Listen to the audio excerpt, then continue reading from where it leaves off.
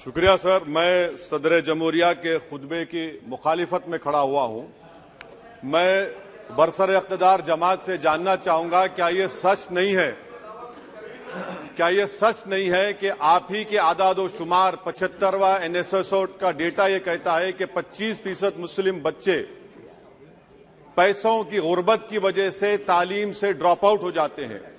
क्या ये सच नहीं है कि 7 साल से ऊपर जो बच्चों का खवानगी का तनासुब है तमाम मज़ाहिब में सबसे कम मुसलमानों का है? क्या यह सच नहीं है कि ग्रॉस अटेंडेंस रेशियो तमाम मज़ाहिब का सबसे कम मुसलमानों का है? क्या यह सच नहीं है कि सबसे कम एनरोलमेंट जो होता है वो मुसलमानों का है? क्या यह सच नहीं है कि AISHE की रिपोर्ट यह कहती है कि हायर एजुकेशन में मुसलमान का तनासुब 5% से 4% पर आ चुका है? और यह सरकार इन तमाम आदादो शुमार को देखते हुए, इनके आदादो शुमार को सामने रखते हुए सदर जमहूरिया के खुतबे में लफ्ज अकलियत का, माइनॉरिटी का जिक्र भी नहीं किया गया, जो भारत की आबादी का 19% का हिस्सा है। यह इनकी मोहब्बत है अकलियतों से और मुसलमानों से। सर, क्या यह बात सच नहीं है कि आपने माइनॉरिटी के बजट को 40% कम कर दिया, स्कॉलरशिप के पैसों में 560 करोड़ रुपए कम कर दिए? ये आपकी मोहब्बत है जो नफरत की निशानी बनती है। नरेंद्र मोदी की सरकार ये नहीं चाहती कि अक़लियत और मुसलमानों के बच्चे तालीम याफ्ता होकर इस देश को मजबूत करें। वो उनको हमेशा गुर्बत और नाइंसाफी का शिकार बनाकर रखना चाहती है। सर, दूसरी बात इसमें यह है कि आज अक़लियतों को मुसलमानों के ताल्लुक से कोई महीना ऐसा नहीं जाता जहां पर उनको जान से मारने की धमकी नहीं दी जाती। बरसर इख्तिदार जमात के एक MP साहिबा ने कहा कि चाकुओं को सिर्फ तरकारी के लिए इस्तेमाल मत करो, गर्दनें काटने के लिए इस्तेमाल करो। बरसर इख्तिदार जमात के एक MP ने दिल्ली में कहा कि मुसलमानों का समाजी बायकॉट करो। बरसर इख्तिदार जमात ने गुलबर्गा के रेलवे स्टेशन को हरा रंग किया गया था, उसको ये कहकर तब्दील कर दिया कि मुसलमानों का रंग है। सर, मैं पूछना चाहता हूं, क्या नरेंद्र मोदी की सरकार तिरंगे के हरे रंग को निकाल देंगी? क्या हरा रंग मुसलमानों का है?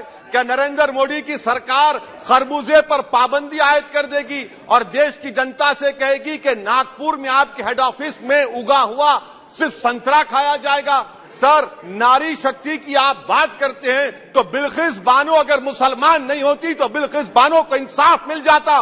20 साल से बिल्किस बानो लड़ रही है मगर उसका नाम बिल्किस बानो है। आप इंसाफ नहीं करना चाहते बिल्किस बानो से। ये नारी शक्ति आपकी है। पसमानदा मुसलमान से आपकी मोहब्बत, दीजिए 1950 के प्रेसिडेंट ऑर्डर तरमीम करिए, दलित मुस्लिम का स्टेटस पसमानदा को दीजिए। आप नहीं देना चाहते। क्या मजहबी आजादी का उनको हक हासिल नहीं है? स्पीकर साहब, मैं मुसलमान हूं, मेरे बगैर ये मुल्क नामुकम्मल है। मैं इस मुल्क का यरगमाल नहीं हूं, मैं इस मुल्क का कैदी नहीं हूं। मैं पूरे सिटीजनशिप की राइट को चाहता हूं और अभी चाहता हूं। कब आप बिहार के सुरजापुरी और कुल्हिया बरादरी को कौमी OBC स्टेटस देंगे? स्पीकर साहब, दूसरी अहम बात मैं कहना चाह रहा हूं, चीन का जिक्र आपने किया।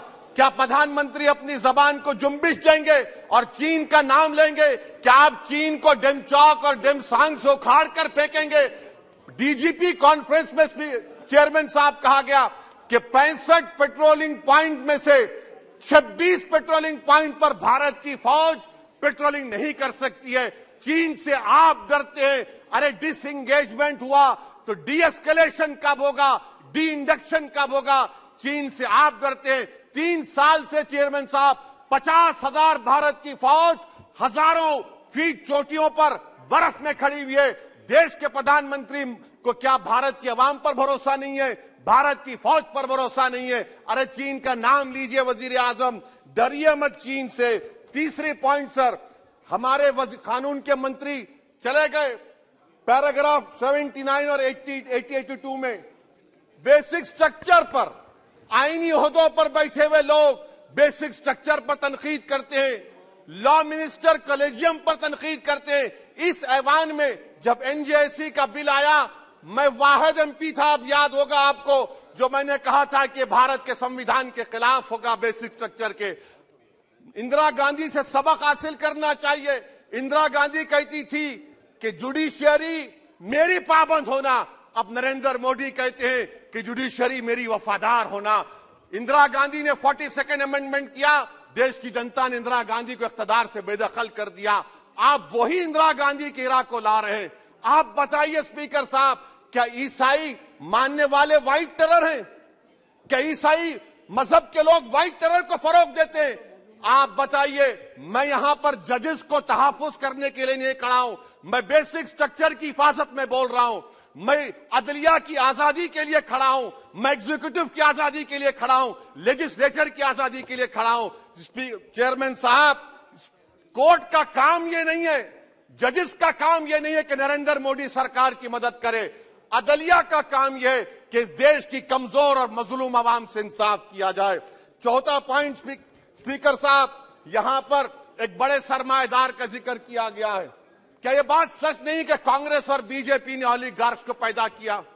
आप दोनों ने मिलकर ओलिगार्क्स को पैदा किया। आज इसी वजह से 60% मुल्क की दौलत 1% जनता के पास है। आप दोनों ने बैठकर मलाई खाई और गरीब और नौजवान पिस रहा है। अरे बताओ, ये जो 28 लोगों की लिस्ट है जो देश का पैसा खाकर भाग चुके हैं या बैठे हुए, उसमें कोई मुगलों का नाम है क्या? कोई मुगलों का नाम नहीं है, मगर आप उस पर कुछ नहीं बोलेंगे। संडेस राज कंपनी 15,000 करोड़ नाइजीरिया और केनिया की कोर्ट में जाकर कहती है कि हम हिंदू हैं, भारत को आएंगे तो परसिक्यूशन होगा। आपने कोर्ट में कुछ नहीं कहा, वहां पर एसआईटी आपने बनाई। मगर शुक्र है, मैं लाइटर वेन में कह रहा हूं कि हाइडेनबर्ग अगर यहां होता तो यूएपीए लग जाता उस पर। और सर, मैं नरेंद्र मोदी सरकार को मशवरा दे रहा हूं लाइटर वेन में कि ये अंग्रेजी का अल्फाबेट ए बड़ा अशुभ है आपके लिए।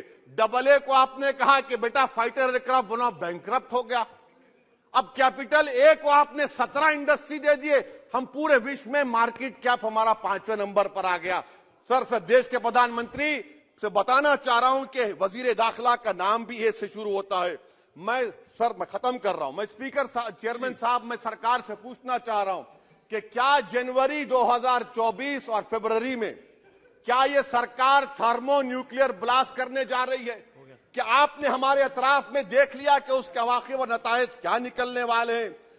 चेयरमैन साहब, मैं आपको बता रहा हूं कि चीन के बारे में क्या हमको बीबीसी की रिपोर्टिंग की जरूरत पड़ेगी, जिस तरह 2002 गुजरात के बारे में कहा गया।